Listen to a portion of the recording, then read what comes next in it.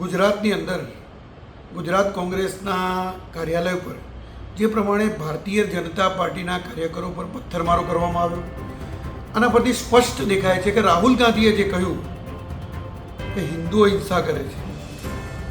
નહીં, રાહુલ ગાંધીના કહેવામાં થોડો ફેર હતો, કોંગ્રેસીઓ હિંસાના માર્ગે છે.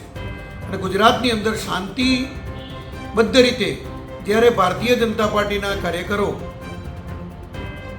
એક પ્રદર્શન કરવા ગયા, વિરોધ પ્રદર્શન કરવા ગયા, એની સામે કોંગ્રેસના ધારાસભ્ય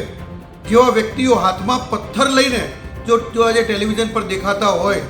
તો કોંગ્રેસ માટે શરમજનક વાત છે. ગુજરાતની અંદર જે પ્રમાણે કોંગ્રેસની 17 સીટો આવીને ત્યારબાદ પેટા ચૂંટણીમાં બીજી 5 સીટો કપાઈ ગઈ,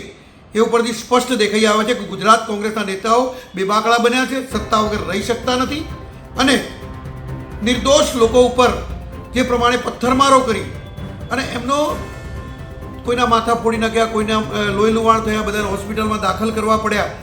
ખરેખર નિર્લજ્જતાપૂર્વકનું કૃત્ય કર્યું છે કોંગ્રેસ કાર્યકર્તાઓએ, કોંગ્રેસના નેતાઓએ અને કોંગ્રેસના ધારાસભ્ય શૈલેષ પરમાર સહિત કોંગ્રેસના વરિષ્ઠ નેતાઓ જે પ્રમાણે હાથમાં પથ્થર લઈ અને પથ્થરબાજી કરતા હતા, એ ખરેખર નિંદનીય કાર્ય છે. ગુજરાતના ઇતિહાસની અંદર